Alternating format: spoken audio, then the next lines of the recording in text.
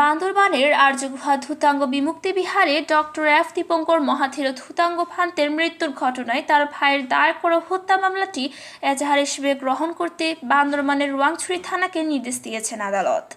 মঙ্গলবার 30 জুলাই বান্দরবানের chief judicial magistrate CGM আদালত একের senior judicial magistrate ASM Imran এই আদেশ দেন। বাদী পক্ষের আইনজীবী মোহাম্মদ রাসেল বিষয়টি নিশ্চিত করেন। তিনি বলেন, বৌদ্ধদের ভিক্ষুকুল গৌরব ধূতাঙ্গ সাধক ডক্টর এফ দীপঙ্কর মহাথেরোকে রশিদে ঝুলিয়ে হত্যার অভিযোগ তুলে আদালতে একটি মামলার আবেদন করা হয়। আদালতে অভিযোগ আমলে নিয়ে বান্দরবানের রোয়াংছড়ি থানার ভারপ্রাপ্ত কর্মকর্তাকে এজাহার হিসেবে লিপিবদ্ধ করার আদেশ দিয়েছেন, পাশাপাশি 1 সপ্তাহের মধ্যে তদন্ত প্রতিবেদন জমা দেওয়ার নির্দেশ দিয়েছেন। মামলাটি দায়ের করেন হত্যার শিকার ডক্টর এফ দীপঙ্কর মহাথেরো ধূতাঙ্গ ভান্তের ভাই কাজল বড়ুয়া মহাকাশ্যপ ভিক্ষু। মামলার 1860 তবিধির 302 এর 34 ধারায় 3 জনের নাম উল্লেখ করা হয়েছে এবং অজ্ঞাত আসামি দেখানো হয়েছে। মামলার 3 আসামিরা হলেন হ্যাপি চাকমা, তার স্বামী এমিল তঞ্চঙ্গা এবং জনারণ্য ভিক্ষু। মামলার প্রধান আসামি হ্যাপি চাকমা ছিলেন দীপঙ্কর ভান্তের প্রধান সেবিকা। মামলা সূত্রে জানা যায়, গত 13 জুলাই দুপুরে বান্দরবানের কালাঘাটা গোদারপাড়া এলাকার আর্যগুহা ধূতাঙ্গ বিমুক্তি বিহারে একটি কুঠিরের লোহার সিলিং এর সঙ্গে রশিদে ঝুলন্ত অবস্থায় ডক্টর এফ দীপঙ্কর মহাথেরো ধূতাঙ্গ ভান্তের মরদেহ উদ্ধার করা হয়।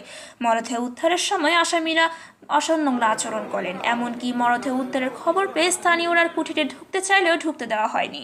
পরবর্তীতে ঘণ্টাখানেক পর স্থানীয় পুলিশ আসলে গণমাধ্যম কর্মীদের ঘটনাস্থলে ঢুকতে দেওয়া হয়। মরদেহ উদ্ধারের পর দিন 14 জুলাই রোয়াংছড়ি থানা পুলিশ বান্দরবান জেলা হাসপাতালে ময়নাতদন্ত করেন।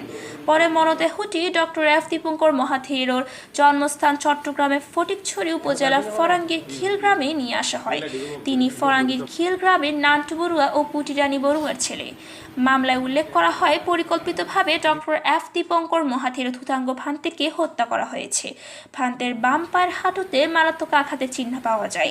এই সময় গ্রামবাসীরা যা বললেন, হত্যা করেন ভান্তেকে ষড়যন্ত্র করে খুন করা হয়েছে, যে আমরা এটা সঠিক বিচার চাই। আপনারা একটু এটা মন দিয়ে একটু যদি একটু উপরে থেকে যদি দেখেন বিচার চাই আমরা। এটা কিন্তু আত্মহত্যা নয়, এটা হচ্ছে পরিকল্পিতভাবে হত্যা করা হয়েছে। আমরা মামলার পক্ষে দিন আছে, আমরা মামলা করব আমাদের ওনার পরিবারের পক্ষ থেকে।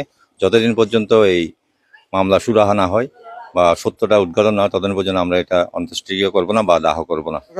আমরা সকলে বিচার চাই।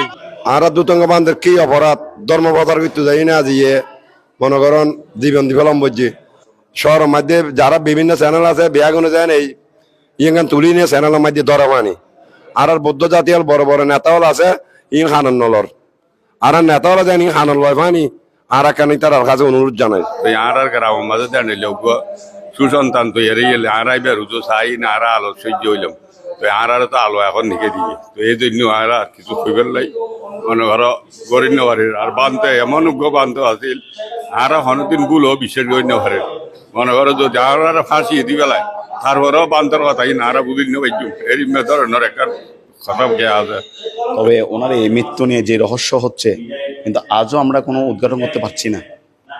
কারণ কেন আমাদের সরকার এত দুর্বল হচ্ছে ওটা তো বুঝছি না। কারণ যদি ওরাই যদি হত্যা করে না থাকে, ওই বান্দরবান আর্যগুহা তো আমাদের সাথে কন্ট্যাক্ট রাখতে পারতো বা যোগাযোগ করতে পারতো।